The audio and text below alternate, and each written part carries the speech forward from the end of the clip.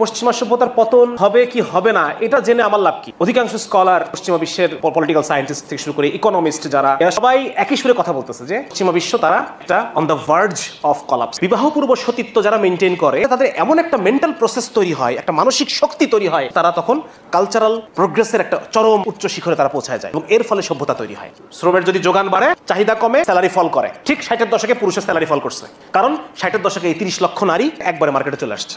Europe এবং আমেরিকার অধিকাংশ অ্যাবর্শন হয় 6 মাসের পরে গিয়ে। পেটের বাচ্চার বয়স যখন 6 মাস ক্রস করে ফেলছে, তার পেইন সেন্সেশন ডেভেলপ করে ফেলছে, এরপরে গিয়ে তারা অ্যাবর্শনগুলো করে। তাহলে এটা তো এক ধরনের ভ্রূণ হত্যা। ব্যাপক হারে নারীবাদকে তারা প্রমোট করছে। মেয়েরা বিয়ে করতেছে লেটে, যখন তাদের বাচ্চা কাচ্চা হবে না, বা হলেও খুব কম, একটা দুটা। নারীবাদের কারণে, সমকামিতার কারণে, বিবাহকে একটা ব্যারিয়ার দিয়ে রাখছে, এগুলোর কারণে, এই সমস্ত কারণে সে সমস্ত জায়গায় জন্মহার কমে গেছে। যে এই যে পশ্চিমা বিশ্ব, পশ্চিমা দুনিয়া যে কারণে পতনের দিকে যাচ্ছে, এই কারণগুলো যদি আমি অ্যাপ্লাই করি নিজের মধ্যে, আমি এটাকে ওয়েলকাম করি, তাহলে এই একই পতন তো আমারও হবে।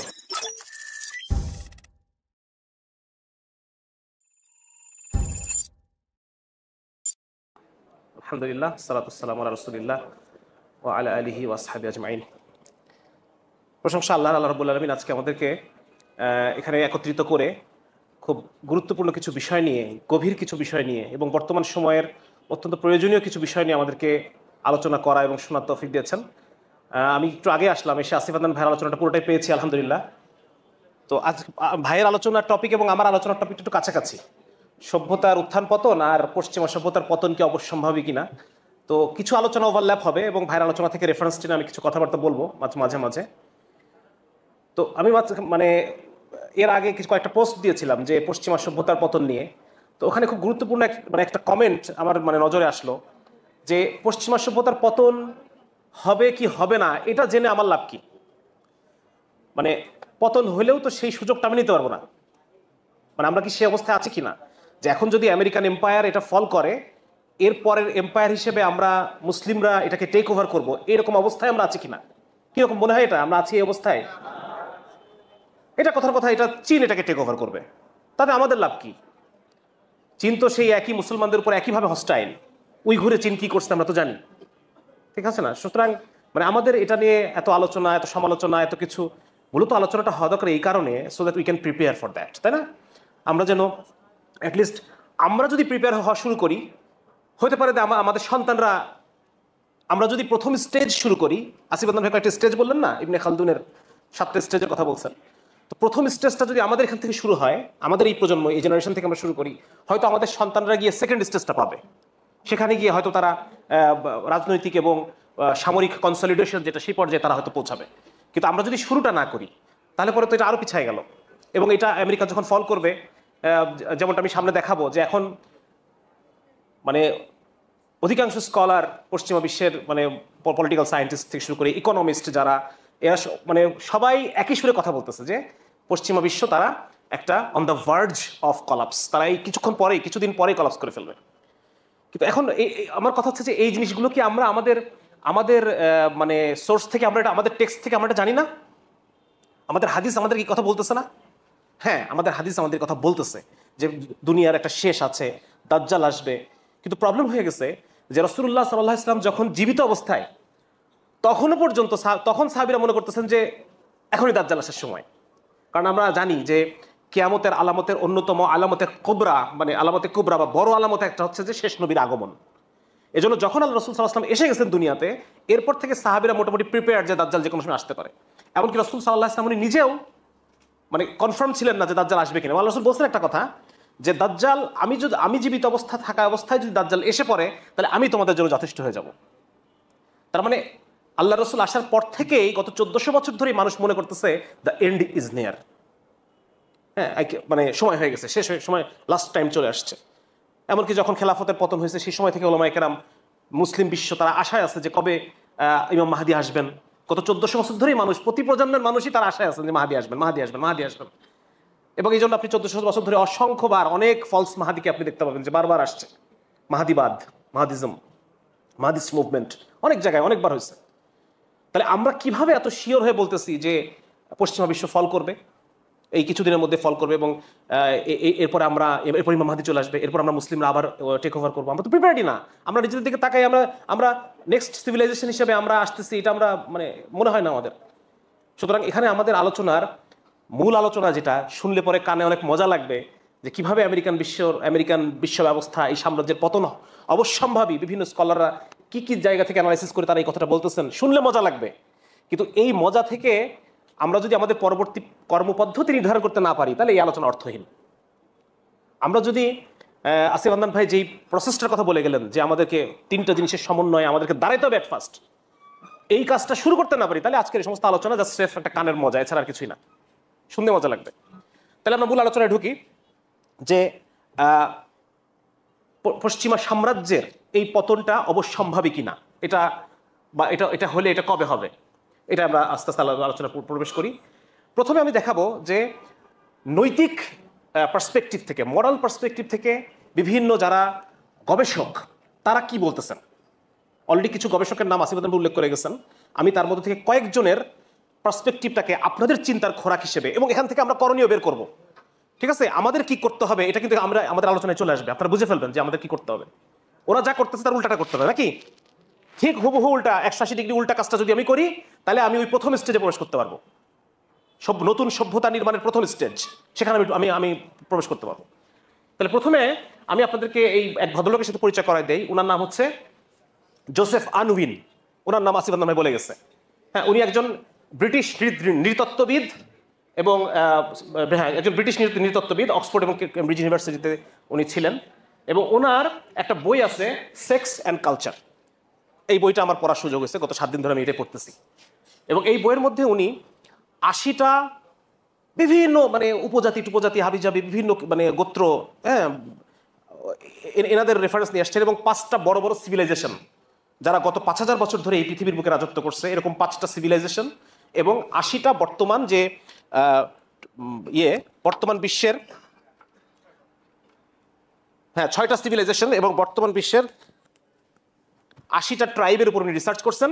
এবং রিসার্চ করে উনি বলতেছেন যে সেক্সুয়াল রেগুলেশন, যৌন নিয়ন্ত্রণ, নিয়ন্ত্রিত যৌনতা, এইটার সাথে সভ্যতা নির্মাণের একটা সম্পর্ক আছে। সভ্যতা নির্মাণ এবং সভ্যতা পতন, এইটার সাথে যৌন নিয়ন্ত্রণের সম্পর্ক আছে। আমি সামনে আরো বিস্তারিত যাব এটার মধ্যে, কারণ এটার মধ্যে আমাদের পরবর্তী করণীয় আছে। গুরুত্বপূর্ণ হচ্ছে উনি খুব স্পেসিফিকভাবে বলতেছেন যে যৌন নিয়ন্ত্রণ হচ্ছে প্রিনাপশিয়াল সেক্সুয়াল রেগুলেশন অফ উইমেন।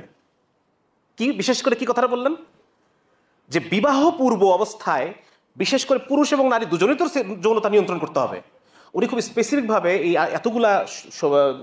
এত মানুষের উপরে, এতগুলা কালচারের উপরে রিসার্চ করে বলতেছেন যে বিশেষ করে বিবাহের পূর্বে নারীর যৌনতাকে নিয়ন্ত্রণ করতে হবে।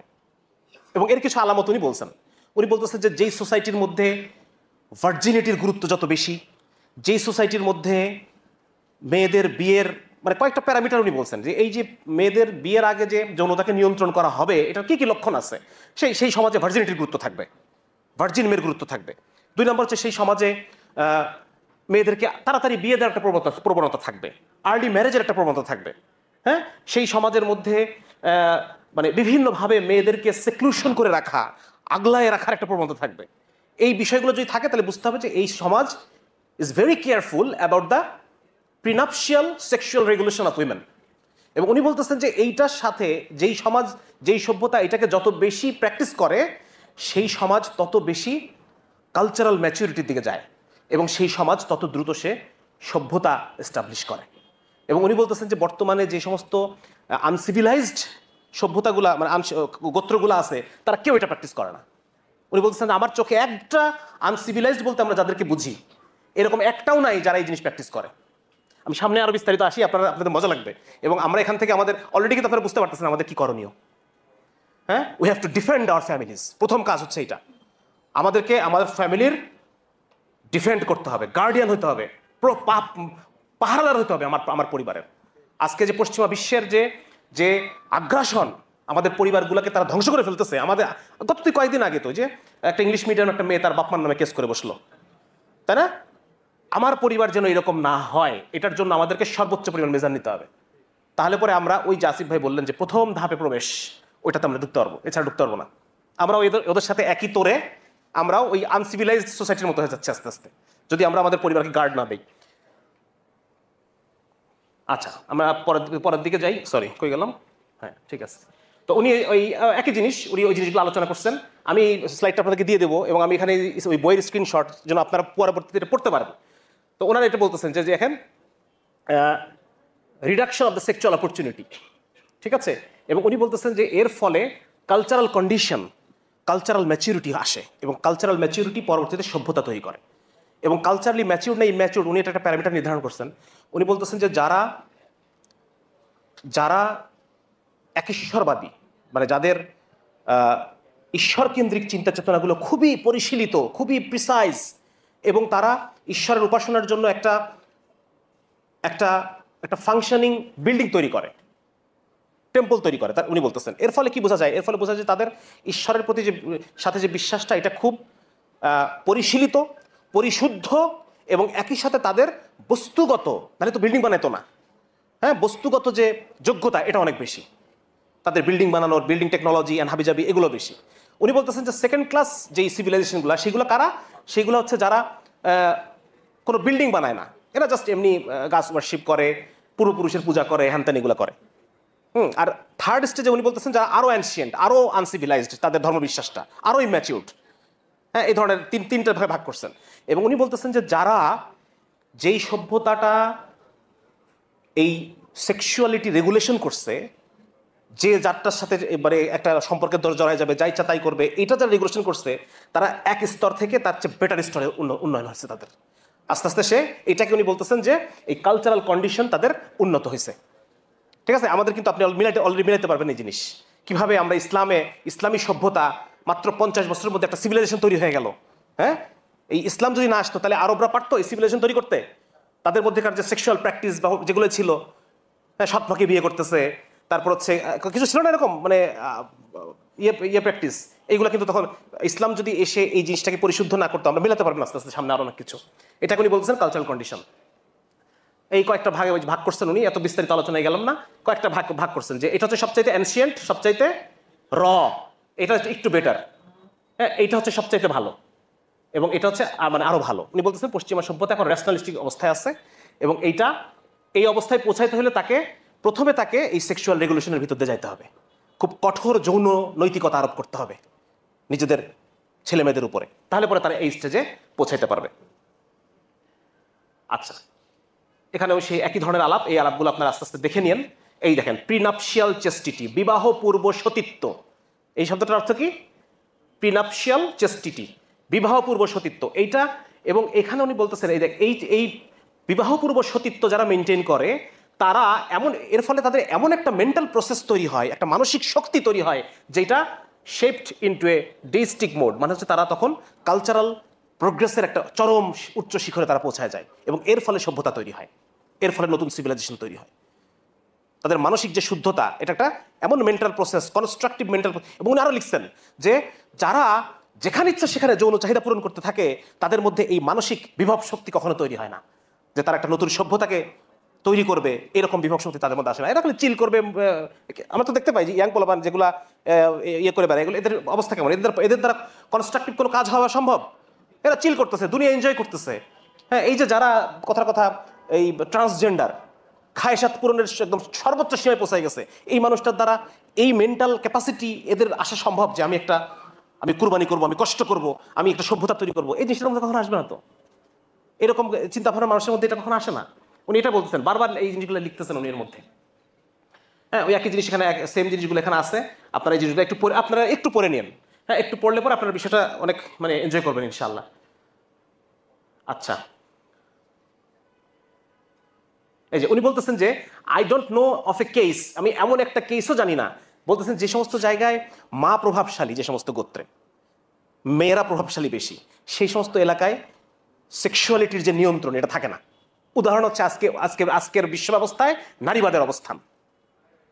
যদি এটা হয়, উনি বলতেছেন কোনো একটা গোত্র যদি এইরকম মানে ফিমেল ডমিনেন্ট হয়, তাহলে সেই গোত্রের মধ্যে কোনোভাবেই এই যৌন নিয়ন্ত্রণটা আনা সম্ভব না, এবং সেই গোত্র চিরকাল আনসিভিলাইজড অবস্থায় থাকবে, সেটা কখনো সিভিলাইজেশন রেডি করতে পারবে না সে। সুতরাং নারীবাদ প্রভাবিত এই যে সভ্যতা, এই সভ্যতা এটা পতন হবে, এটা পতন হওয়া অবশ্যম্ভাবী, এর সেকেন্ড কোনো অপশন নেই, ঠিক আছে। এবং আমাদের মুসলিমদের পরিবারগুলো কেমন হতে হবে? আমরা এখান থেকে বের করে ফেলতে পারি যে আমাদের মুসলিমদের পরিবারগুলো কি হইতে হবে তাহলে। আচ্ছা,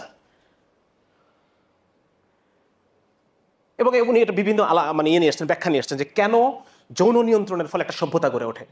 হ্যাঁ, এটা সিগমুন্ড ফ্রয়েডের নাম জানি, তারপর আরেকজন ডাক্তারের নাম নিয়ে আসছেন ডক্টর রিভার্স, ওনারা সবাই মিলে একই ধরনের কথা হচ্ছে যে এটা যে যৌনতাকে নিয়ন্ত্রণের ফলে এমন একটা মানসিক শক্তি তৈরি হয় যে মানসিক শক্তিটা তাদেরকে কনস্ট্রাকটিভ হইতে, উনি বলতেছেন যে এইটা তাকে একটা মানে ভিন্ন একটা দিকে, তাকে ভিন্ন একটা জিনিস মানসিক শান্তির দিকে তাকে পরিচালিত করে। যেহেতু সে এইখান থেকে খুচরা মানসিক শান্তি সে নিচ্ছে না, সে নিজের স্ত্রীর প্রতি কমিটেড, সে একটা মানে প্রক্রিয়ার বাইরে সে নিজের যৌনতাকে সে অ্যাপ্লাই করতেছে না, ইচ্ছা মতো খেয়াল খুশি মতো সে নিজেকে এনজয় করতেছে না। সুতরাং এই মেন্টালিটিটা তাকে অন্য একটা ভাবে শান্তি খুঁজে নেওয়া বা প্রতিষ্ঠা খুঁজে নেওয়া, আত্মতৃপ্তি খুঁজে নেওয়ার দিকে ধাবিত করে, এবং সেটা হচ্ছে কোন একটা কনস্ট্রাকটিভ কিছু একটা, তার একটা মিশন থাকবে, তার একটা বড় একটা অ্যাচিভমেন্ট, একটা গোল তার মধ্যে তৈরি হবে। হ্যাঁ, এইরকম একটা জিনিস তার মধ্যে তৈরি হবে। এটা উনি বারবার বলতেছেন, বিভিন্ন জায়গা থেকে ব্যাখ্যা নিয়ে উনি এগুলো আলোচনা করছেন। আচ্ছা, তারপরে এবং উনি বলতেছেন যে সোশ্যাল এনার্জি, এটা নাম দিয়েছেন সোশ্যাল এনার্জি। একটা সমাজের অধিকাংশ মানুষ যখন নিয়ন্ত্রিত যৌনতার মধ্যে আসবে, এটা একটা সোশ্যাল এনার্জি তৈরি করবে। এবং তার কথা হচ্ছে যে এটা লিমিটেশন অফ সেক্সুয়াল অপরচুনিটি, কি করলাম, আচ্ছা, limitation of sexual opportunity is the immediate cause of social energy. যেই সমাজ এটা প্র্যাকটিস করবে তার মধ্যে একটা শক্তি তৈরি হবে। এবং উনি দেখাইছেন যে যেই সমাজ এটা প্র্যাকটিস করবে না, তার সোশ্যাল এনার্জি আস্তে আস্তে ক্ষয় হইতে হইতে সে পতনের দিকে চলে যাবে। এবং কত দিনের মধ্যে দেখেন কি সুন্দর, মানে এরা ইসলামের এত কাছাকাছি, আমার মাঝে মধ্যে এত খারাপ লাগে যে এই মানুষগুলো গবেষণা করতে করতে করতে করতে ইসলামের একদম কাছাকাছি পৌঁছায় যায়, কিন্তু আল্লাহ রাব্বুল আলামিন মানে হেদায়েতের মালিক, উনি যদি ফয়সালা না করে থাকেন তাহলে হেদায়েত পাবে না। হ্যাঁ, এদের চিন্তা চেতনাগুলা। এবং উনি বলতেছেন যে এই যে সেক্সুয়াল অপরচুনিটিকে যখন লিমিট করা হবে, এটাকে যখন একটা লিমিটেশনের মধ্যে আনা হবে, তখন এই পুরা সমাজটা এমন একটা ফরম্যাটে চলে যাবে যে সে আর উইদিন 100 বছরের মধ্যে সে সভ্যতা তৈরি করে ফেলতে পারবে। 100 বছর লাগবে তার টাইম। যদি আজকে থেকে আমরা ব্যবস্থা নেই, আজকে থেকে যদি ব্যবস্থা নেই যে আজকে থেকে আমরা কঠোর নিয়ন্ত্রণের মধ্যে আমরা চলে যাব আজকে থেকে, তাহলে উনি বলতেছেন যে এটা যদি সমাজের তো এখন পুরো সমাজ তো একসাথে এটা করে না, এটা উনি আলোচনা করছেন যে সমাজের বিভিন্ন স্তর, বিভিন্ন মানুষ এটা ডিসক্রিটলি প্র্যাকটিস করে, কিন্তু ওভারঅল সমাজের মধ্যে যদি এরকম একটা চেতনা আগে থেকেই থাকে যে আমরা এটাকে গুরুত্ব দেই, নিয়ন্ত্রণটাকে গুরুত্ব দেই, তখন উনি বলতেছেন 3টা জেনারেশন সময় লাগে। এবং একইভাবে ফল হইতেও 3টা জেনারেশন সময় লাগে। আজকে থেকে যারা অবক্ষয় শুরু হয়েছে, উনি বলতেছেন তার 3টা জেনারেশন সময় লাগবে ফল হইতে, 3 জেনারেশন লাগবে। ঠিক আছে, এখন মজার ব্যাপার হচ্ছে, এইবার আমরা আসি আমাদের মূল আলোচনায়। দেখেন 1960 সাল নিয়ে যায় আপনাদেরকে, 1960s, 1960-এর দশক। 60-এর দশক মানে 51 থেকে 59, এটাকে বলা হয় 60-এর দশক। ঠিক আছে, 1960s। ওই 60-এর দশকে যদি আপনাদেরকে নিয়ে যাই, এই 60-এর দশককে এটা খুব একটা মার্কিং পয়েন্ট। হ্যাঁ, এটা আমরা যদি 60-এর দশকটা খুব ভালো করে স্টাডি করি, আমরা বর্তমান মানে পশ্চিমা বিশ্ব ব্যবস্থার অনেক কিছু আমরা ধরতে পারবো। দেখেন 60-এর দশকে কি করছে তারা। 1 নম্বর হচ্ছে তাদের সেকেন্ড ওয়েভ অফ ফেমিনিজম।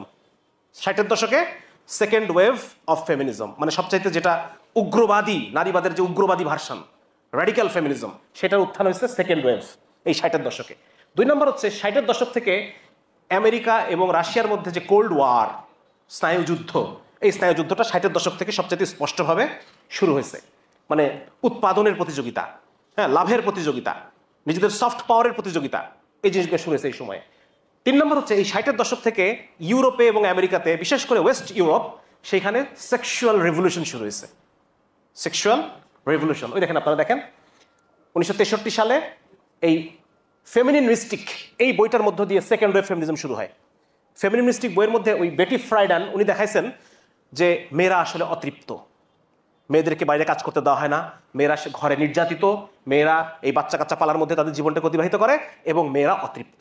এই বইয়ের মধ্যে এই জিনিসটা আনার পরে 30 লক্ষ কপি সেল হয়েছে, এবং 30 লক্ষ নারী একসাথে বুঝতে পারছে যে আমরা তো আসলে অতৃপ্ত, অতএব আমাদেরকে কি করতে হবে, আমাদেরকে ঘর থেকে বের হয়ে গিয়ে আমাদেরকে জব করতে হবে। এবং এটার সাথে মিলাইতে হবে আমাদেরকে। এটার সাথে আপনি মিলাবেন কি, এই যে সোভিয়েত এবং ইউএস এর মধ্যে যে এখন একটা উৎপাদনের প্রতিযোগিতা শুরু হয়েছে, কে কার জিডিপি কত বেশি বাড়াবে। দেখেন না, চীন এবং যুক্তরাষ্ট্রের মধ্যে এখন যে একটা কে কত বেশি অর্থনৈতিক, কার উৎপাদন কত বেশি, হ্যাঁ, বৈজ্ঞানিকভাবে, তারপর হচ্ছে প্রোডাকশনগতভাবে কার প্রবৃদ্ধি কত বেশি, একটা তো এখানে যদি আমাকে লাভ রাখতে হয়, বেশি বেশি প্রোডাকশন করতে হয়, তাহলে পরে আমাকে শ্রমিক কস্ট কমাইতে হবে।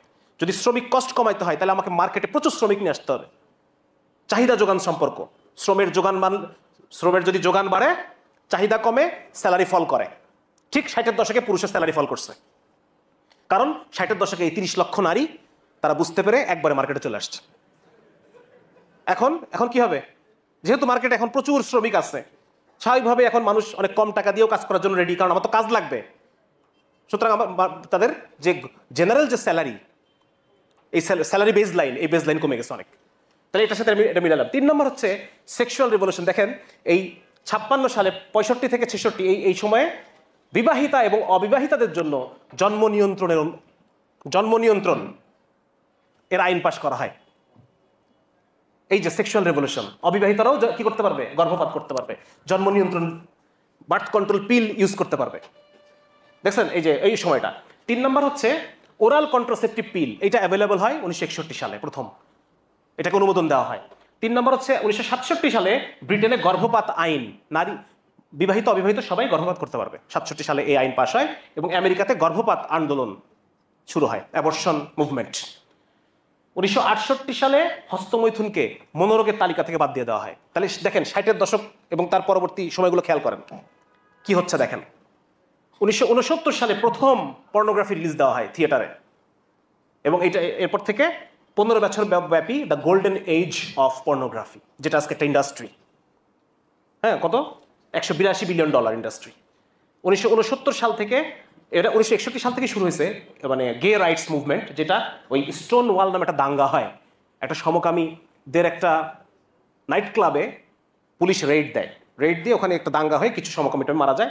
ওই সময় থেকে আনুষ্ঠানিকভাবে সমকামীদের আন্দোলন শুরু হয়ে গেল। তাহলে আমরা দেখলাম এই যে সেক্সুয়াল রেভলিউশন, হ্যাঁ, যৌন বিপ্লব কবে থেকে শুরু হয়েছে? তাহলে পশ্চিমা বিশ্বের যে যৌন অবক্ষয়, এটা 1960-এর দশক থেকে শুরু হয়েছে।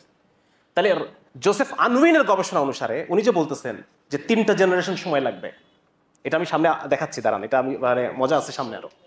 আর তাহলে এখানে কি হচ্ছে দেখেন, সেক্সুয়াল রেভলিউশনে হচ্ছে, তারপর golden age of pornography, gay rights movement, abortion movement, birth control movement সব শুরু হয়েছে 1960-এর। এবং এই সবই কিছুক্ষণ আগে যেটা বললাম যে প্রিনাপশিয়াল সেক্সুয়াল রেগুলেশন অফ উইমেন, সেটাকে কিন্তু দেখেন, সেটার এগেইনস্টে, সেটার বিরুদ্ধে আরো আছে। এই যে সেই যৌন বিপ্লব, দেখেন অবস্থা দেখেন ওদের। হ্যাঁ, নিউডিটি ইজ গডস ক্রিয়েশন, এই যে সেই সময়কার প্ল্যাকার্ড পড়তেছেন, সেই সময়কার প্ল্যাকার্ড গুলা, বাপ নিয়ে আসছে একটা, I am proud of my gay son. হ্যাঁ, তারপর my mind, my body, my freedom, হ্যাঁ, মাই ইউটেরাস, মাই রুলস। মিলে এটা কার কথা ছিল? জরায়ুর স্বাধীনতা। হ্যাঁ, বাংলাদেশে একজন আছে না? আচ্ছা, অ্যাবর্শন হচ্ছে women right, mini skirt for ever. তো এইগুলো হচ্ছে তাদের যৌন বিপ্লবের সময়কার পোস্টার। আচ্ছা, এইবার দেখেন এই যে আমেরিকার যে একটা 1960 সালের পর থেকে বা ওই সময়কাল থেকে যে একটা প্রসেসের ভিতর দিয়ে আমেরিকা গেছে, আমেরিকা এবং ইউরোপ, তার ফলে কি হয়েছে দেখেন, তার ফলে আজকে রেজাল্টটা কি। 1 নম্বর হচ্ছে 1970 সাল থেকে আমেরিকাতে যে লিভ টুগেদার পরিবার, সেটা ছিল 5 লাখ, 2002 সালে এসে হয়েছে 49 লাখ এবং বর্তমানে 95 লাখ লিভ টুগেদার ফ্যামিলি।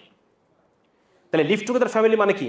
ওই যে মেয়েদের বিবাহ পূর্ব যৌনতার যে নিয়ন্ত্রণ ছিল সেটা উঠে গেছে না, তারা এখন বিয়ে ছাড়াই সংসার করতেছে। 2 নম্বর হচ্ছে আমেরিকার প্রথম শিশুদের মধ্যে 48% অবিবাহিত মায়ের সন্তান। তাহলে ওই সেই এটাকে প্রিনাপশিয়াল, আমি লিখছি প্রিনাপশিয়াল রেগুলেশনটাকে, কি অবস্থা আমেরিকার এবং ইউরোপের। ব্রিটেনের 81% গর্ভপাত করতেছে অবিবাহিত মেয়েরা। তাহলে বুঝতেছেন বিবাহ পূর্ব নিয়ন্ত্রণের কি অবস্থা। হ্যাঁ, 3 নম্বর হচ্ছে আমেরিকার 10 থেকে 13 বছর বয়সী 36% শিশু কিশোরী অবৈধ সম্পর্কের মধ্যে লিপ্ত, এবং 15 বছর বয়সীদের মধ্যে 50%ই, 15 বছর বয়সী যারা, তাদের 50%। তাহলে বিবাহ পূর্ব কি অবস্থা। ওকে, তারপর হচ্ছে যদি পর্নোগ্রাফি আসি, 64% তরুণ তরুণী পর্নের অ্যাডিক্টেড। জার্মানিতে 4 লক্ষ বিভিন্ন ব্রথেল, জার্মানিকে বলা হয় হচ্ছে ব্রথেলের রাজধানী জার্মানি, পুরো ইউরোপের ব্রথেল, সেখানে 4 লক্ষ পতিতা সেখানে কাজ করে। আর হচ্ছে 2018 সালে আমরা জানতেছি, আইএলও বলতেছে আমাদেরকে যে ইউরোপ আমেরিকায় পাচার হচ্ছে প্রতি বছর 20 লক্ষ শিশু ল্যাটিন আমেরিকা থেকে। তাহলে এই 20 লক্ষ গিয়ে সার্ভিস দিচ্ছে ইউরোপ আমেরিকাতে প্রতি বছর, ঠিক আছে।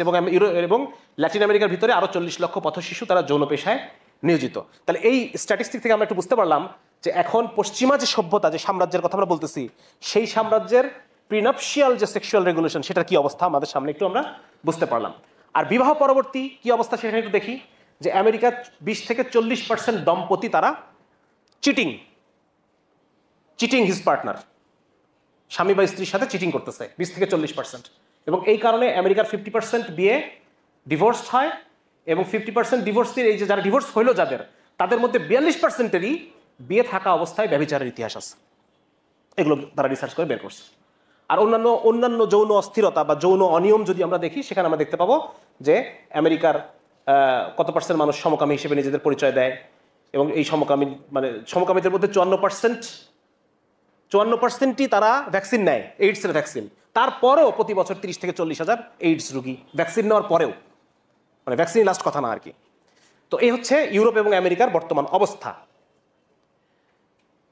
তাদের এই কালচারের মধ্যে তাদের এই সাম্রাজ্যের মূল বৈশিষ্ট্যগুলো কি দেখি আমরা এখন, যে তারা সেক্সটাকে তারা কোন পর্যায়ে নিয়ে গেছে। তারা সেক্সুয়াল সিম্বলিজম, সমস্ত জায়গায় সেক্সুয়াল সিম্বলিজম তারা ইউজ করতেছে, এবং এর পিছনে রিসার্চ হচ্ছে যে যদি সেক্সুয়াল সিম্বলিজম ইউজ করা হয় তাহলে মানুষ প্রোডাক্ট বেশি কনজিউম করে।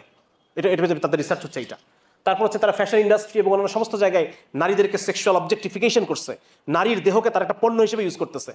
একটা বিলবোর্ডে যদি একটা মেয়ের উলঙ্গ, মানে এমন একটা ছবি, উলঙ্গ না সেটা, একটা মেয়ে আইসক্রিম খাচ্ছে, এরকম একটা ছবি যদি আমি আইসক্রিম একটা কোম্পানি যদি সে ইউজ করে, তাহলে এটার দ্বারা সে কি আইসক্রিম নিয়ে তুমি একটা বাচ্চার ছবি দাও, একটা বাচ্চা আইসক্রিম খাচ্ছে, এগুলো বাচ্চারাই খায় বেশি, তুমি একটা মেয়ে আইসক্রিম খাচ্ছে বিশ্রীভাবে, সেই ছবি তুমি বিলবোর্ডে দিয়ে রাখছো, এর মানে কি? তার মানে সে যে এই ছবিটা দেখবে তার মধ্যে একটা সেক্সুয়াল একটা মেসেজ সে দিতে চাচ্ছে। এবং দেখা গেছে, রিসার্চে দেখা গেছে যে এর ফলে ওইটার বিক্রি বেড়ে যাচ্ছে, ওই আইসক্রিম বিক্রি বেড়ে যাচ্ছে। ঠিক আছে। তারপরে তাদের এই ফুল কালচার, এটাকে আমরা বলতেছি হাইপার সেক্সুয়ালাইজড কালচার। তারা পর্নোগ্রাফি, বিভিন্ন ব্রোথেলস অ্যান্ড ক্যাসিনোজ, বিভিন্ন অ্যাডাল্ট এন্টারটেইনমেন্ট ইন্ডাস্ট্রি আছে, সেক্স এডুকেশনের মাধ্যমে তারা বাচ্চাদের মধ্যে এই জিনিসগুলো ছড়াই দিচ্ছে। হ্যাঁ, কন্ট্রাসেপশনকে তারা মানে আম করে ফেলছে, অ্যাবর্শনটাকে তারা একটা অধিকার হিসেবে, অ্যাবর্শন মানে কি? হত্যা। কি বলে, ইউরোপ এবং আমেরিকার অধিকাংশ অ্যাবর্শন হয় 6 মাসের পরে গিয়ে। পেটের বাচ্চার বয়স যখন 6 মাস ক্রস করে ফেলছে, তার পেইন সেন্সেশন ডেভেলপ করে ফেলছে, এরপরে গিয়ে তারা অ্যাবর্শনগুলো করে। তাহলে এটা তো এক ধরনের ভ্রূণ হত্যা। হ্যাঁ, তো সুতরাং এটা তাদের একটা অধিকার তাদের কাছে এটা। তারপরে আর কি, পার্সোনাল ফ্রিডম, ব্যক্তি স্বাধীনতার নাম করে, হ্যাঁ, তারা এই যত সেক্সুয়াল রেগুলেশনগুলো ছিল এগুলোকে তারা সব ডিনাই করতেছে, কো এডুকেশনের নাম করে সবগুলোকে একসাথে এনে দিছে, একসাথে সেক্স এডুকেশন পড়াইতেছে এদেরকে। তার মানে এই পুরা পশ্চিমা যে বিশ্ব ব্যবস্থা, তারা পুশ করে কিসের দিকে? Continuous pushing towards sexual freedom, এবং সব ধরনের যৌন নিয়ম কানুনকে তারা ভেঙে চুরমার করে দিয়ে এমন একটা সভ্যতা তারা তৈরি করছে। হ্যাঁ, কো ওয়ার্কিং এনভায়রনমেন্ট। তারা বলতেছে যদি একই অফিসের মধ্যে ছেলে মেয়ে একসাথে রাখলে ছেলেদের কাজের বেড়ে যায়, প্রোডাক্টিভিটি বেড়ে যায়। আরে বাবা রে, কাজের প্রোডাক্টিভিটি বেড়ে যায়, এই জন্য কোনো কাজ ছাড়া রিসেপশনে একটা বসা রাখো। হ্যাঁ, রাখছে। তারপর কি করতেছে, যে জিনিসগুলা যৌনতাকে বাধা দিত, নৈতিকতা এবং ধর্ম, এটাকে তারা দুর্বল করে ফেলছে। হ্যাঁ, যদি আমি বাচ্চাদেরকে পাঠ্যপুস্তকে আমি যদি বিভিন্ন এই যে বিবর্তনবাদ, তারপর হচ্ছে ইত্যাদি বহুত কিছু এগুলো পড়ানোর দ্বারা আমি যদি তার ধর্ম বিশ্বাসটাকে নড়বড়ে করে দিতে পারি, তাহলে তো এই ছেলেটা তো ইচ্ছা মতো যা ইচ্ছা তাই করতে পারে। এলজিবিটিকিউ মুভমেন্ট, ব্যারিয়ারিং ম্যারেজ, বিয়েটাকে এত কঠিন করে ফেলা হয়েছে। এটা তো আমাদের সোসাইটিতে আমরা বুঝি কিছুটা, ওখানে আরো কঠিন। ওখানে বিয়ে করলে পরে প্রথম চিন্তায় থাকে যে যদি বিয়ে করার পর যদি ডিভোর্স হয়ে যায় তাহলে তো অর্ধেক সম্পত্তি নিয়ে চলে যাবে। ওদের নিয়ম হচ্ছে এটা, এই আইন কিন্তু বাংলাদেশে করার চেষ্টা করছিল ওরা, যে ডিভোর্স হয়ে গেলে, ডিভোর্স মানে বিয়ের পর থেকে যত সম্পদ আমার বাড়ছে, স্বামী যত সম্পদ কামাইছে বিয়ের পর থেকে, এই পুরো সম্পদ ইকুয়াল 2 ভাগ হবে, 1 ভাগ ওয়াইফ পেয়ে যাবে। তাহলে এটা যদি কেউ আগে যদি আমার মাথায় থাকে, তাহলে সে আর বিয়ে করবে, সে তো লিফটে তাদের স্বামীকে চলে যাবে, বিয়ে ছাড়া যদি যতদিন যা করা যায় ওদিকে চলে যাবে। ঠিক আছে। তারপর লিবারালিজম হচ্ছে উদার নৈতিকতা। মানে কি? মানে আমি যা করতেছি তুমি আমাকে কিচ্ছু বলবা না। ইসলামের যে সৎ কাজে আদেশ, অসৎ কাজে নিষেধ, যে একটা ব্যাপার ছিল আমাদের সামাজিকভাবে, যে আমরা একটা দায়বদ্ধতা ছিল, এটাকে এই লিবারালিজমের মাধ্যমে এই জিনিসটাকে লিবারাল মানে আমি উদার, তুমি যা ইচ্ছা তাই করো, তোমরা দুজন পারস্পরিক সম্মতিতে যা ইচ্ছা তাই করো, এখানে আমার কিছু বলার নাই, আমি কিছু বলবো না, আমি যা ইচ্ছা তাই করি, তোমার কিছু বলার কোনো রাইট নাই, তুমি কিছু বলবা না। এটা হচ্ছে লিবারালিজম। তাহলে এই লিবারাল দুনিয়া, এটার মধ্য দিয়ে তারা সব ধরনের যে সভ্যতাকে স্টেবল রাখা, সভ্যতা তৈরি করা, সভ্যতাকে ধরে রাখা, সভ্যতাকে পতন থেকে বাঁচায় রাখার যে চালিকা শক্তি, যৌন নৈতিকতা, এই নৈতিকতাকে পুরো জিনিসটাকে ভেঙে দিছে। কবে থেকে? 1960 সাল থেকে। তাহলে 100 বছর, মানে সামনে কত? 2060 ধরে রাখেন, কিন্তু 2060, তাহলে 2060টা মাথায় রাখতে হবে, ঠিক আছে? আচ্ছা, এরপরে দেখি ইউরোপের, আমরা কিছুক্ষণ আগেই দেখলাম যে এখন ইউরোপ, মানে ইউরোপ আমেরিকার সবচাইতে মানে ম্যারেজ কালচার যেটা, এটা এখন কি হয়ে গেছে, তারা বলতেছে যে আমরা বিয়ে শাদীর মধ্যে নাই, কোনো কমিটমেন্টের মধ্যে নাই, দুইজন যতদিন ভালো লাগে আমরা একসাথে থাকবো, লিভ টুগেদার ফ্যামিলি যেটাকে আমরা বলতেছি, বা ফ্র্যাজাইল ফ্যামিলি বলে ওরা, কাই বলে ফ্র্যাজাইল ফ্যামিলি, ভঙ্গুর পরিবার,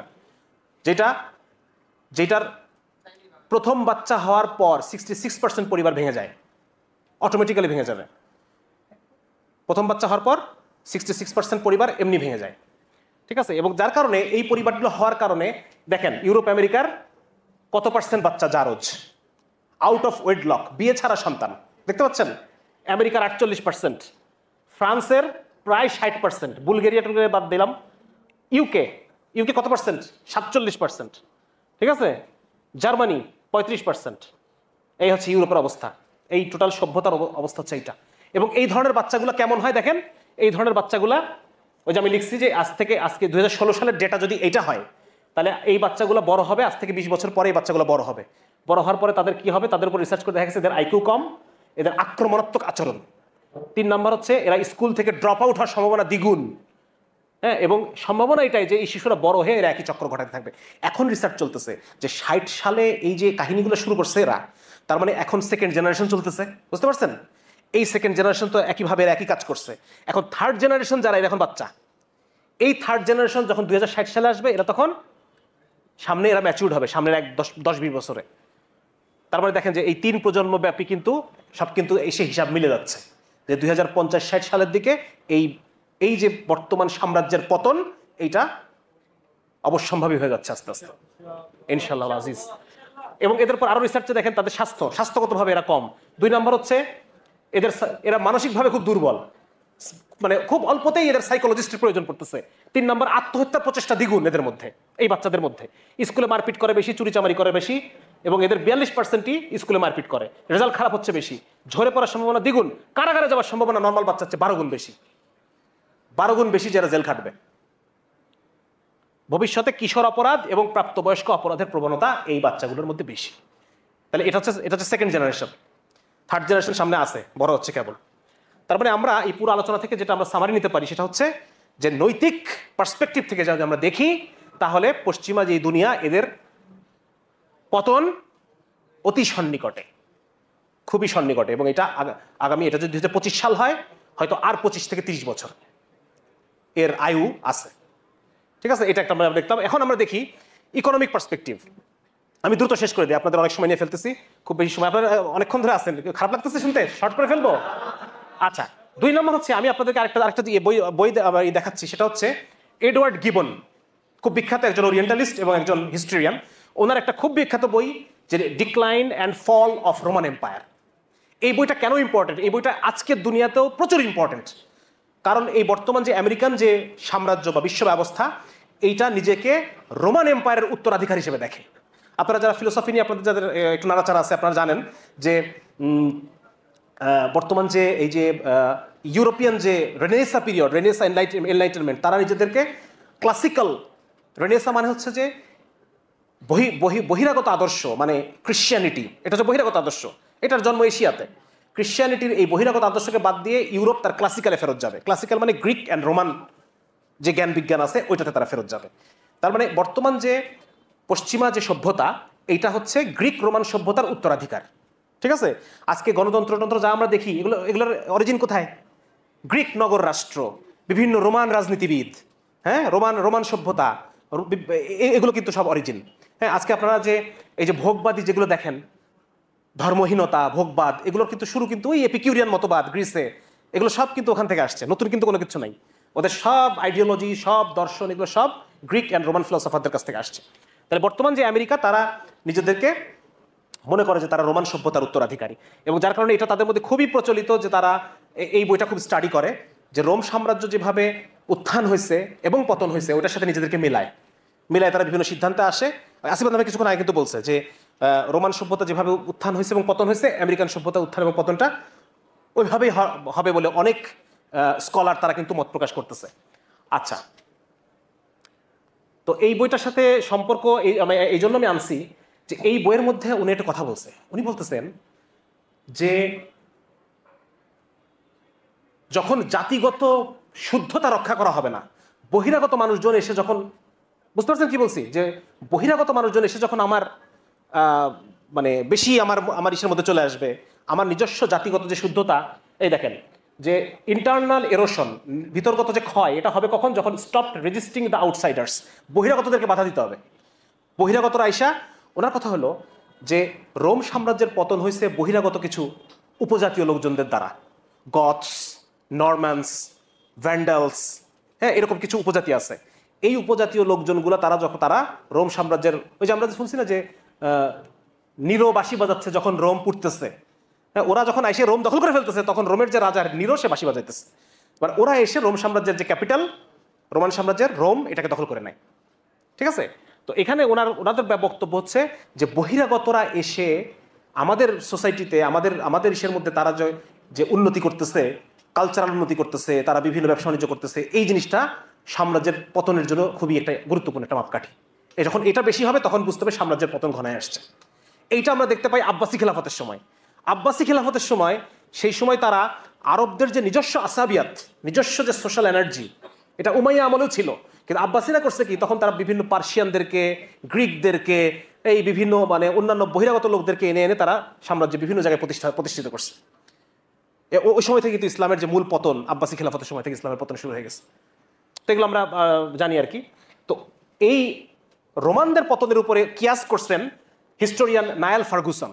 উনি রোমানদের পতনের সাথে কিয়াস করে উনি বলতেছেন যে যখন আউটসাইডাররা চলে আসবে, হ্যাঁ, এবং নিজেদের যে সভ্যতা, নিজেদের ধর্মচেতনা, এইগুলাকে অক্ষুণ্ণ রাখবে। বহিরাগত লোক আসছে, কিন্তু সে এসে আমার জিনিসটাকে গ্রহণ করে নাই, সে তার নিজস্ব যে স্বকীয়তা, তার যে নিজস্ব বৈশিষ্ট্য, সেটাকে সে অক্ষুণ্ণ অবস্থায় রাখছে।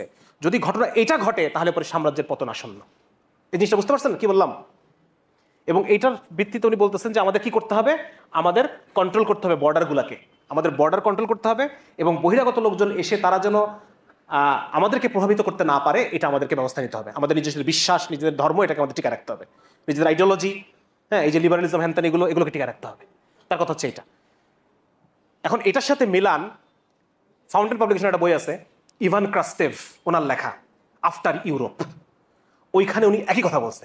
উনি বলতেছেন যে এই যে আপনারা জানেন যে 2001-2002-2003 সালের পর থেকে বিপুল পরিমাণ অভিবাসী ইউরোপে আসতেছে। এটা আপনারা ফলো করছেন কিনা? ইউরোপের এখন একটা অন্যতম পলিটিক্যাল কোয়েশ্চেন হচ্ছে অভিবাসী। হ্যাঁ, এই যে সিরিয়া টিরিয়া বিভিন্ন জায়গায় যুদ্ধ বাধায় রাখছে, ওই সমস্ত এলাকা থেকে মানুষ, সিরিয়া থেকে, লিবিয়া থেকে, তিউনিসিয়া থেকে, মিশর থেকে প্রচুর পরিমাণ মানুষ এখন ইটালি হয়ে ইউরোপের মধ্যে প্রবেশ করতেছে। এই অভিবাসী ঠেকানোর জন্য ওদের বহুত চেষ্টা, কোনো কোনো রাষ্ট্র ঠেকাচ্ছে, কোনো কোনো রাষ্ট্র অভিবাসী বন্টন করতেছে, অনেক প্রচেষ্টা। এবং এইটাকে ইভান ক্রাস্টেভ বলতেছেন যে এইটা একটা অন্যতম লক্ষণ যে ইউরোপ সামনে পতন আছে। কারণ ওই যে রোমান সাম্রাজ্যের সাথে মিলাইছে, তারপর যে হিস্টোরিয়ান নায়াল ফার্গুসনের কথার সাথে মিলাইছে, এবং ইভান ক্রাস্টেভ যে কথা বলছে, তিনটা একসাথে সে মিলে যায় যে ইউরোপের যে অভিবাসীদের যে ঢল ইউরোপের মধ্যে, এবং এই অভিবাসীরা কিন্তু খ্রিস্টান হয়ে যায় নাই, এই অভিবাসীরা কিন্তু লিবারেল হয়ে যায় নাই, তারা তাদের ধর্মবিশ্বাসকে, ইসলামকে তারা অটুট রাখছে। এবং এই অভিবাসীর ঢলের কারণে ইউরোপের পতন আসতেছে, ইউরোপ যে কোনো সময় পতন হয়ে যাবে। এটা ওনাদের আরেকটা ইয়ে, ঠিক আছে? এবং এই বইটা একটু খেয়াল করেন, পিটার হেদার, উনি হচ্ছেন রোমান ইতিহাসের একজন স্কলার, অন্যতম একজন মানে বিগ শট। ওনার বই হচ্ছে দ্য এম্পায়ার্স ফল।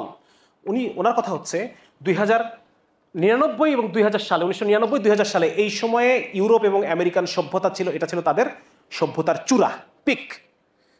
এবং 2008 সাল থেকে ইউরোপের পতন শুরু হয়েছে, ইউরোপ এবং আমেরিকার এই সাম্রাজ্যের পতন 2008 সাল থেকে শুরু হয়েছে। এবং উনি দেখেন কি দেখাচ্ছে, 1999-2000 সালে বলতেছে যে তাদের বেকারত্ব সবচেয়ে কমে গেছে, বেকারত্ব, স্টক মার্কেট মানে ডাবল ডিজিট প্রতিদিন লাভ দিয়ে বাড়তেছে, প্রচুর আমেরিকান সম্পদশালী হয়ে গেছে, তারপর হচ্ছে মানে প্রোডাকশন অনেক বেড়ে গেছে, তারপর হচ্ছে যে মানে ব্যক্তি স্বাধীনতা, গণতন্ত্র, এইগুলোর চাহিদা বাড়ছিল সারা পৃথিবীতে ওই সময়, হ্যাঁ। এবং এইটার পুরোটার পতন হয়ে যাচ্ছে। এবং তারা বলছে ওই সময় এই পৃথিবীর সবচাইতে বেশি ভোগ করতো ইউরোপ আমেরিকার মানুষ, এত টাকা পয়সা ছিল তাদের, এত বেশি প্রোডাকশন তারা করতো এবং সবচেয়ে বেশি ভোগও তারা করতো।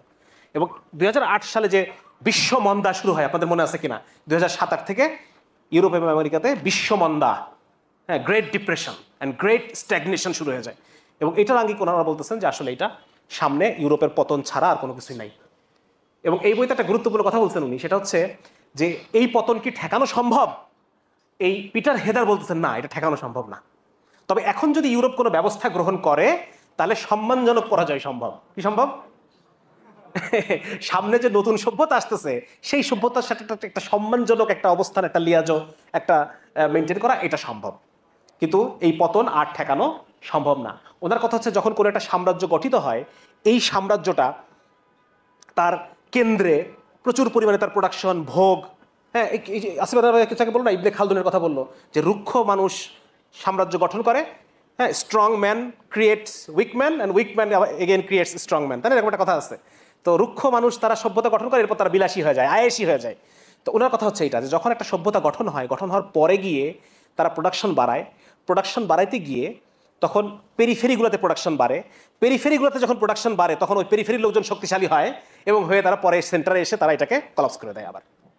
এটা আপনি উদাহরণটা বুঝতে পারবেন যে ব্রিটিশরা কিন্তু একসময় চীন শাসন করতো, দীর্ঘদিন চীন শাসন করছে।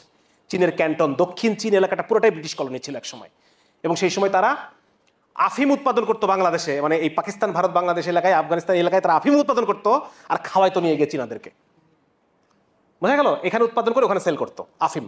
এবং ওখানে দুইটা যুদ্ধ হয়, আফিম যুদ্ধ, অপিয়াম ওয়ার, প্রথম এবং দ্বিতীয় অপিয়াম ওয়ার হয়।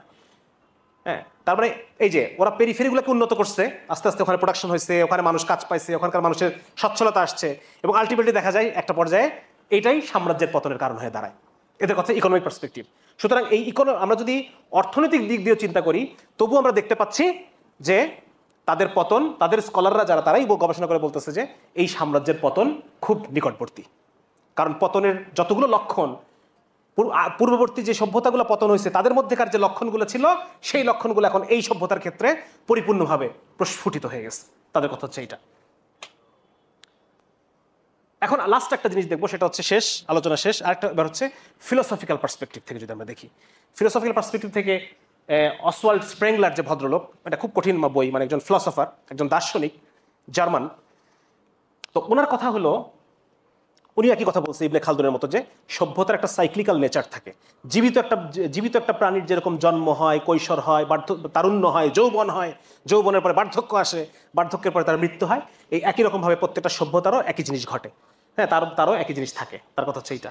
এবং ওনার ভবিষ্যৎবাণী হচ্ছে যে এই যে বর্তমান যে ধর্মহীন, ঈশ্বরবিহীন যে একটা সভ্যতা, যে সাম্রাজ্য, এটার উনি নাম দিয়েছেন হচ্ছে ফাউস্টিয়ান। আপনারা ওনার নাম কি যেন ভুলে গেলাম, ক্রিশ্চিয়ান মার্লো, ওনার লেখা একটা নাটক আছে ডক্টর ফাউস্ট। যারা হয়তো ইংরেজি সাহিত্যের স্টুডেন্ট তারা হয়তো এটা পড়ছেন। Christopher Marlowe, doctor Faust. ওইখানে এই ডক্টর ফাউস্ট ভদ্রলোকটা একজন খুব ধর্মপ্রাণ মানুষ থাকে। পরে কোনো একটা কারণে শয়তানের সাথে তার একটা লেনদেন হয়, সম্ভবত পার্থিব যে খ্যাতি, যশ, এগুলা সে কামনা করতেছিল।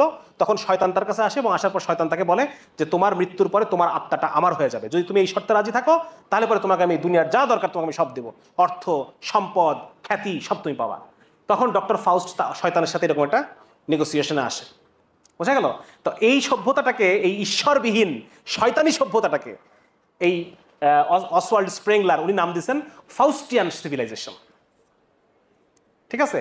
আর হচ্ছে এই যে মানে ধর্মপরায়ণ যে সভ্যতাগুলা, আমাদের ইসলামী সভ্যতা, এর আগে খ্রিস্টানদের যে সভ্যতাগুলো ছিল, এইগুলাকে, তারপর হচ্ছে ইহুদিদের যে গড়া সভ্যতা, এইগুলাকে ওনারা বলতেছেন, ইহুদিরা তো মানে এখনকার ইহুদিদের কথা, জায়নিস্টদের কথা বলতেছে না, ওই আগে মুসা আলাইহিস সালাম, ইব্রাহিম আলাইহিস সালামের, মানে মুসা আলাইহিস সালামের ওই সময়কার কথা বলতেছি। এই যে হিব্রু সভ্যতা, এইগুলার উনি নাম দিচ্ছেন হচ্ছে, কিভাবে নামটা ভুলে গেলাম কেন, ম্যাজিয়ান সভ্যতা। ম্যাজিয়ান মানে হচ্ছে দ্য গিফট অফ দ্য ম্যাজাই, একটা ইয়ে আছে, এটাকে একটা সময় আমাদের কারিকুলামে ছিল, আমরা পাই নাই, আমাদের আগের জেনারেশনের কারিকুলামে ছিল দ্য গিফট অফ দ্য ম্যাজাই। মানে ঈসা আলাইহিস সালামের জন্মের খবর শুনে পারস্য এলাকা থেকে 3 জন পণ্ডিত ব্যক্তি ঈসা আলাইহিস সালামকে দেখার জন্য আসে, জেরুজালেম শহরে আসে। ম্যাজাই মানে পণ্ডিত, প্রাজ্ঞ মানুষ। তাহলে এই সভ্যতার নাম উনি দিয়েছেন হচ্ছে ম্যাজিয়ান সভ্যতা। হ্যাঁ, আর ওটার নাম দিয়েছেন ফাউস্টিয়ান বা শয়তানের সভ্যতা। ওনার কথা হচ্ছে যে এই এখন যে শয়তানি সভ্যতাটা চলতেছে, এই শয়তানি সভ্যতার পতন অবশ্যম্ভাবী। উনি অবশ্য বলছেন 2000 সাল, উনি বলছেন যে 2000 সালের পর থেকে এই সভ্যতার পতন হবে। অসওয়াল্ড স্প্রেংলারের মত অনুসারে 2000 সালের পর থেকে দেখেন সবকিছু কিন্তু একটা জায়গায় মিলতেছে। পতনের একটা কারণ হচ্ছে সাপের মাথা ক্রাশ করে দেওয়া। ওই পয়েন্টটা কিন্তু মিলে যাচ্ছে, তাই না? যে দিক দিয়ে আপনি আসেন না কেন, অর্থনৈতিক মন্দার কথাতেই আসেন, আর ফিলোসফিক্যাল পার্সপেক্টিভ থেকে আসেন, আর যে জায়গা থেকে আসেন, সবখানের একটা জায়গা মিলে যায়। সেটা হচ্ছে সাপের মাথা যখন ক্রাশ করে দেওয়া হয়েছে এবং সাপকে যখন পানি থেকে জমিনে আমার ঘরে আসতে বাধ্য করা হয়েছে এবং সাপকে যখন আমার সাথে আমার ফিল্ডে এসে যুদ্ধ করতে বাধ্য করা হয়েছে, তারপর থেকে এই পতনটা কিন্তু সব জায়গায় পতনটা কিন্তু শুরু হয়ে গেছে। খেয়াল করছেন কিনা? রাহিমাহুল্লাহ, আল্লাহ তাআলা তাকে জান্নাতে উঁচা মাকাম দান করুন। আচ্ছা, এবং ওনার কথা হলো, লাস্ট এই কথাটা বলে শেষ করে দেই। উনি বলতেছেন যে কোনো সাম্রাজ্য শুরু হয় কালচার দিয়ে, এবং সমস্ত কালচারের একটা আদর্শ থাকে, একটা ভাব থাকে, একটা ইনার স্পিরিট থাকে। হ্যাঁ, এটা থাকে।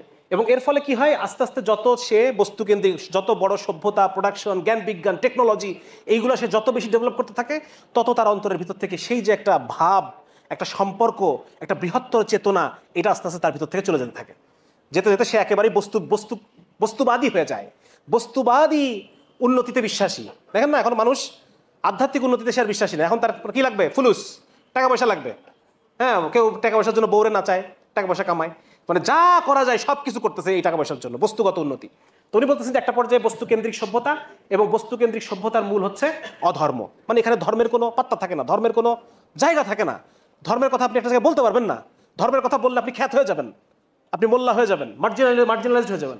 এবং উনি বলেন যে যখন সভ্যতা চরম শিখরে পৌঁছায় যায়, তখন সেখানে জন্ম নেয় নাস্তিবাদ, অ্যাথেইজম জন্ম নেয়, নাইলিজম জন্ম নেয়। কোনো কিছু কোনো অর্থ নাই, কোনো কিছু কোনো উদ্দেশ্য নাই, শূন্যবাদ, এগুলো কোনো কিছুরই কোনো অর্থ নাই, এরকম একটা পর্যায়ে পৌঁছায় যায়, উদ্দেশ্যহীনতা। উনি বলেন তখন ফ্রুটলেসনেস বাড়তে থাকে মানুষের মধ্যে। ফ্রুটলেসনেস কেন করতেছে জানে না সে, কেন করতেছে সে সেটা জানে না। ওই যে আসিফ আহমেদ কেবল বললো না যে সে মেয়ে না ছেলে, এটা নিয়েই সে কনফিউশনে পড়ে গেছে। মানে তার পুরো জীবন, তার লাভ লস নাই, তার লাইফটাই লস, মানে সে তার কোনো কিছুরই কোনো অর্থ নাই তার কাছে। এই পর্যায়ে চলে গেছে ফ্রুটলেসনেস। এবং উনি তখন বলতেছেন এই ফ্রুটলেসনেসের একটা আলামত হলো সন্তান জন্মদানে অনীহা। এটা দেখতেছেন না, দেখতেছেন না আপনারা? সন্তান জন্মদানে, সন্তান নিতে আগ্রহী না। পশ্চিমা সভ্যতা ভয়াবহ একটা পর্যায়ে চলে গেছে, তাদের এখন জন্ম হার কমে গেছে। এই যে কিছুক্ষণ আগে বললাম যে অভিবাসীরা ব্যাপকভাবে ইউরোপ আমেরিকায় প্রবেশ করতেছে। হ্যাঁ, তারা কেন প্রবেশ করতেছে? কেন ওরা তোরা আটকায় দেয়, বর্ডার আটকায় দেয়, তাহলে তো ঢুকতে পারে না। কেন বর্ডার আটকাচ্ছে না? কেন বর্ডার আটকাচ্ছে না? কারণ তাদের নিজেদের দরকার এটা। তাদের কলকারখানায় কাজ করার লোক নাই, জোয়ান পপুলেশন নাই, সব বুড়া হয়ে গেছে। যেহেতু তারা একটা সময় প্রচুর জন্ম নিয়ন্ত্রণ করছে, ব্যাপক হারে নারীবাদকে তারা প্রমোট করছে, মেয়েরা বিয়ে করতেছে লেটে, যখন তাদের আর বাচ্চা কাচ্চা হবে না, বা হলেও খুব কম, একটা দুটা, একটা নারীবাদের কারণে, সমকামিতার কারণে। হ্যাঁ, তারপর হচ্ছে এই যে বিবাহকে একটা ব্যারিয়ার দিয়ে রাখছে, এগুলোর কারণে, এই সমস্ত কারণে সে সমস্ত জায়গায় জন্মহার কমে গেছে। একটা রাষ্ট্র নর্মালি চলতে হলে পরে যে পরিমাণ জন্মহার লাগে 2.1, সেখান থেকে কমে ইউরোপ এবং আমেরিকার এই অবস্থা এখন। এছাড়াও প্রচুর গর্ভপাতের তো কোনো শেষ নাই, মানে আনলিমিটেড গর্ভপাত করে ওরা ইউরোপ আমেরিকাতে। তো এই সমস্ত কারণে উনি বলতেছেন যে ফ্রুটলেসনেস বাড়তে থাকে, এবং এর ফলে কি হবে? এই একই জিনিস, এই জিনিসগুলো এখানে আছে, আপনারা একটু দেখেন যে এই জিনিসগুলো হারায় গেছে।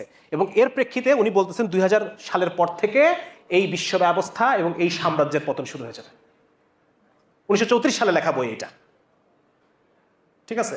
তো এই হচ্ছে অবস্থা। আমরা যে পার্সপেক্টিভ থেকে দেখি না কেন, সবকিছু গিয়ে মিলে যাচ্ছে একটা জায়গায়। সেটা হচ্ছে যে বর্তমানে এই বিশ্ব। এখন পয়েন্টে আসেন, আলোচনা শেষ, এখন পয়েন্টে আসেন। আমি কি করব? আমরা বাদ দিলাম, আমি কি করতেছি? আমি শামসুল আরেফিন, আমি এই বিশ্ব ব্যবস্থা পতন হবে, চাইনিজরা টেক ওভার করবো, এটা আমি কি করব? আমার কি কাজ? আমরা মুসলমানরা এখনো মানে সেরকম দৃশ্যমান, হ্যাঁ, একমাত্র আমাদের খোরাসানের ভাইরা ছাড়া দৃশ্যমান কোনো জায়গায় আর কোনো মুভমেন্ট আমরা দেখতে পাচ্ছি না। খালি আলোচনা হচ্ছে, বড় বড় কথা হচ্ছে, আমরা বলতেছি, বিভিন্ন জন বলতেছে। কেন? এই সমস্ত কথা তো আপনারা জানেন, আমরা তো জানি এগুলো কথা। আমাদের রসুল কি বলেন নাই আমাদেরকে কি করতে হবে সাল্লাল্লাহু আলাইহি সাল্লাম? তারপরে আমরা এখন আমাদের করণীয় কি? আমরা কি করব বলেন? হ্যাঁ, এক নম্বর কাজ যেটা আমাদের করণীয় সেটা হচ্ছে যে ইন্টেলেকচুয়াল ক্ল্যারিটি। আজকের এই আলোচনা থেকে আমাদের মধ্যে দীর্ঘ একটা সময়, বিশেষ করে এই কলোনিয়াল পিরিয়ডের কারণে ব্রিটিশরা আমাদের মধ্যে একটা ইন্টেলেকচুয়াল ফগিং তৈরি হয়ে গেছে, আমাদের মধ্যে ধোঁয়াশা।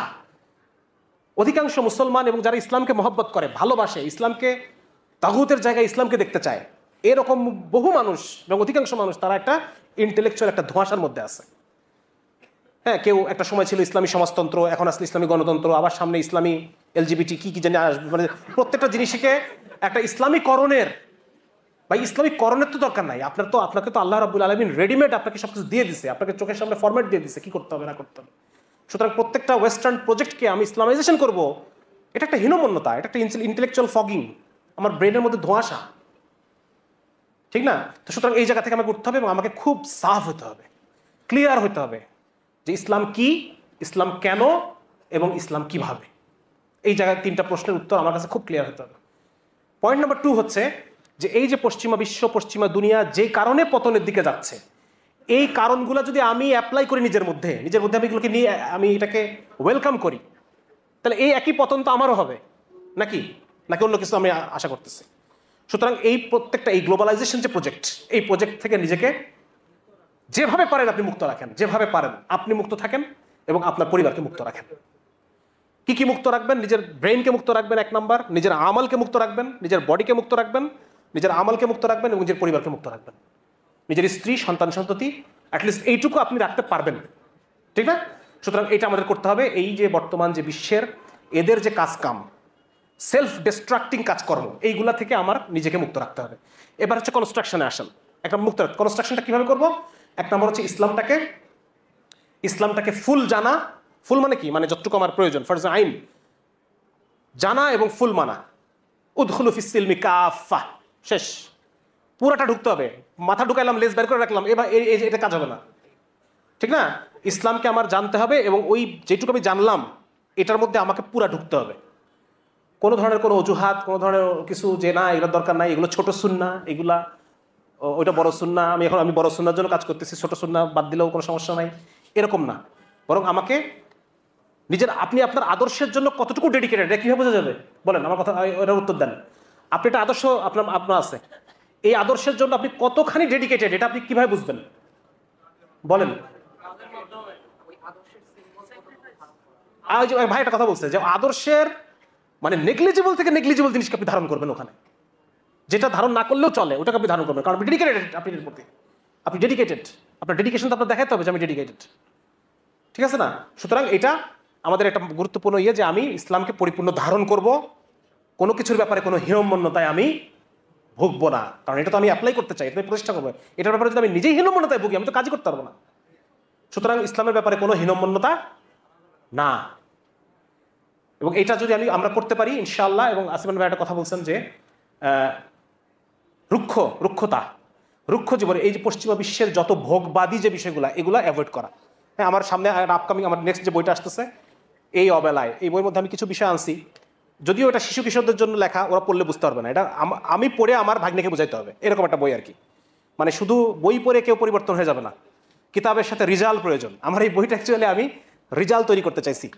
হ্যাঁ, কোনো একজন দুলাভাইকে তৈরি করতে চাইছি যে তার শালাকে গাইড করবে, কোনো একজন ছোট মামাকে তৈরি করতে চাইছি যে তার ভাগ্নাকে গাইড করবে, ছোট চাচা, হ্যাঁ, দুলাভাই, যাদের সাথে বয়সের গ্যাপ কম, এই ধরনের কিছু মানুষ আমি তৈরি করতে চাইছি এই বইয়ের মধ্য দিয়ে। ওখানে আমি আনার চেষ্টা করছি যে বর্তমান বিশ্ব তারা হাইপার সেক্সুয়ালাইজড, হাইপার ডোপামিন, হ্যাঁ, হাইপার ডোপামিন টক্সিসিটি তৈরি করে। মানে সব এই জিনিসগুলো থেকে আমি আমার নিজেকে এবং আমার সন্তানকে হেফাজত করতে হবে। মোবাইল থেকে নিজেকে হেফাজত করতে হবে, এটাকে একটা কন্ট্রোল, একটা সিস্টেমের মধ্যে ফেলাইতে হবে। যখন ইচ্ছা তখন শুয়ে 2 ঘন্টা 3 ঘন্টা স্ক্রল করে উঠে পড়লাম, এই জীবন হবে না ভাই। এই ধরনের কেয়ারলেস জীবন এটা হবে না। এটা তাহলে আমার মধ্যে আর ওই যে একজন পশ্চিমা দুনিয়ার একজন কি বলে, হ্যাঁ, ভোগবাদী একটা ছেলের মধ্যে পার্থক্য কোথায়? সুতরাং আমার প্রত্যেকটা জিনিসকে নিয়মের মধ্যে আনতে হবে, আমার প্রত্যেকটা কাজকর্মকে উদ্দেশ্যের মধ্যে আনতে হবে, আমার প্রতিটা সেকেন্ডকে উদ্দেশ্যের মধ্যে আনতে হবে। রুক্ষ জীবনযাপনে অভ্যস্ত হইতে হবে, কোনো একটা অফলাইন স্কিল ডেভেলপ করতে হবে নিজের মধ্যে। গাছে উঠতে পারেন আপনি? আমি নিজেকে জিজ্ঞেস করতেছি, আমি পারি না। আমি একটা দেয়াল টপকাইতে পারবো না, আমি একটা গাড়ি নষ্ট হলে ঠিক করতে পারবো না, আমি মোটরসাইকেল চালাতে পারি না, আমি গাড়ি চালাতে পারি না। আমার নিয়ে তো বেচারা বিপদে পড়বে। হ্যাঁ, দৌড়াইতে পারবো না 2 কিলো, পারবো 3 কিলো 2 কিলো 5 কেজি ওয়েট নিয়ে পারবো না। তা আমি ভাই আমার দূরে থাকাই ভালো। আমি ওই জায়গায় গেলে আমি তো বিপদে পড়বোই, আমার সাথে আরো 3-4টা নিয়ে আমি বিপদে পড়বো নাকি? সুতরাং এভাবে হবে না ভাই, এভাবে হবে না।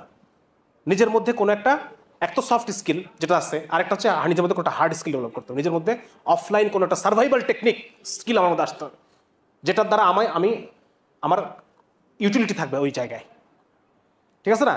নিজেদের মধ্যে প্রচন্ড বন্ডিং তৈরি করতে হবে। হ্যাঁ, এবং আইডিওলজির ক্ষেত্রে এই যে বিশ্বাস আকীদা ইসলামের ক্ষেত্রে অনড় একটা অবস্থানে চলে যেতে হবে। কোরআনের মধ্যে আল্লাহ তাআলা বলতেছেন কি, ওই যে আয়াতটা ফেরেশতা নাজিল করি, বলেন না একটা আয়াতটা, যে বলে যে আমার রব আল্লাহ এবং সে অটল হয়ে যায়। ইন্নাল্লাযীনা ক্বালু রাব্বুনাল্লাহ সুম্মা ইসতাকামু, আল্লাহ আমার রব এবং এটার উপরে আমি কি অটল অবিচল, এটার থেকে আমার কেউ নড়াতে পারবে না। ইসলামকে আমি বুঝে ফেলছি এবং ইসলামকে আমি বোঝার মতো করে বুঝে ফেলছি, আমার আর কেউ এখান থেকে, এবং আমাকে বাসিরতের সাথে, হ্যাঁ, কুল হাদিহি সাবিলি আদউ ইলাল্লাহ আলা বাসিরাতিন আনা ওয়া মান ইত্তাবাআনি, ইসলামকে পরিপূর্ণ বুঝের সাথে। এবং আমি আপনাদেরকে খুব আমি রিকোয়েস্ট করবো, আপনারা শাহ ওয়ালিউল্লাহ মুহাদ্দিস দেহলভী রাহিমাহুল্লাহ ওনাকে পড়েন। ওনার মতো ফিলোসফার, ওনার মতো বিপ্লবী চিন্তার মানুষ মানে গত 500 বছরে আর আসে নাই। ইউরোপ আমেরিকার সমস্ত দার্শনিক উনি মানে ফেল হয়ে যাবে তার কাছে, এরকম একজন মানুষ। আমরা শুধু তাকে আমাদের হাদিসের চেইনের একজন মুহাদ্দিস হিসেবে, রাবি হিসেবে জানি, কিন্তু তার যে কাজ, আনবিলিভেবল কাজ। আমি আমার নেক্সট প্রজেক্ট হচ্ছে ওনাকে স্টাডি করা। হ্যাঁ, উনি দেখাইছেন, উনি আল্লাহ রাসূল সাল্লাল্লাহু আলাইহি ওয়াসাল্লামের কবরে রওজাতে, এবং আল্লাহ রাসূল তাকে স্বপ্নে দেখাইছেন যে ওয়ালিউল্লাহ ইসলামকে এইভাবে উপস্থাপন করো, মানে কম্প্রিহেন্সিভ, ইন্টেলেকচুয়ালি কম্প্রিহেন্সিভ, মানুষ যেন বুঝতে পারে ইসলামী সমাজ, রাষ্ট্র, হ্যাঁ, ইসলামিক জ্ঞান তত্ত্ব, এই বিষয়গুলো যেন মানুষ ক্যাচ করতে পারে, এইভাবে কম্প্রিহেন্সিভ ভাবে মানুষকে বোঝাও। এবং উনি এটাই করছেন, সবকিছুর একটা মডেল উনি দেখাই দিয়ে গেছেন। এই কারণে ভাই আমাদের এখন করণীয় হচ্ছে যে জিনিসগুলো আলোচনা করলাম, এগুলো আমরা ইনশাআল্লাহ তাআলা করবো, এবং সেই সাথে আমরা বিভিন্ন জায়গায় টিম তৈরি করে আমরা ইসলামের পিপাসা, ইসলামের ক্ষুধা মানুষের মধ্যে তৈরি করব, ঠিক আছে না?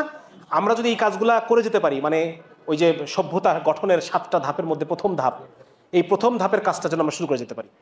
যদি এটা আমরা করতে পারি, যেমন উদাহরণ দেই, একটা উদাহরণ শেষ করে দেই, হাসিনার পতন হয়েছে, কিন্তু আমরা কি কিছু পাইলাম? আমরা আনপ্রিপেয়ার্ড। ধরেন এই প্রিপারেশনটা যদি আমাদের আরো 5-10 বছর আগে থেকে থাকতো, তাহলে হয়তো আমরা একটা জায়গায় গেলেও যেতে পারতাম। তো একই রকম ভাবে আমেরিকা পতন হয়ে গেল, তাতে আমাদের লাভ কি? অন্য কেউ নিবে এটা। সুতরাং আমাদের এই কাজ এখন থেকে 60 সাল তো যদি ধরে রাখি, আরো 20-30 বছর সময় আমাদের হাতে আছে, পারবো না ইনশাআল্লাহ? হ্যাঁ, আমরা যদি তৈরি হই, আমরা এমন ভাবে তৈরি হলাম যে পরের জেনারেশন আমাদের চেয়ে আরেক ধাপ উপরে তৈরি হয়ে গেল। আপনি হেদায়েত পাইছি ভার্সিটিতে আইসা, পরের জেনারেশন হেদায়েত পাবে প্রাইমারি স্কুলে ইনশাআল্লাহ। স্কুলে আমরা কাজ করব, প্রাইমারি স্কুল, হাই স্কুল, এসব জায়গায় আমরা কাজ করবো, গার্জিয়ানদের মধ্যে আমরা কাজ করবো, যাতে তাদের সন্তানদেরকে তারা, হ্যাঁ, এই সমস্ত জায়গায় আমরা কাজ করবো। এভাবে যদি আমরা কাজ করি, ইনশাআল্লাহ আশা করা যায় আজ থেকে 20 বছর পরে যেই fall of this global empire, this Faustian empire, শয়তানি সভ্যতার যে পতন, এই পতনের সেখান থেকে আমরা আমাদের স্টেক আমরা বুঝে নিতে পারবো ইনশাআল্লাহ। আর নাহলে পরে এই সমস্ত রাজা উজির মেরে কোনো লাভ নাই, ঠিক আছে না? আল্লাহ তাআলা আমাদের তৌফিক দান করুন, আমিন। ওয়া আখিরু দাওয়ানা আলহামদুলিল্লাহি রাব্বিল আলামিন। আসসালামু আলাইকুম ওয়া রাহমাতুল্লাহি ওয়া বারাকাতুহু।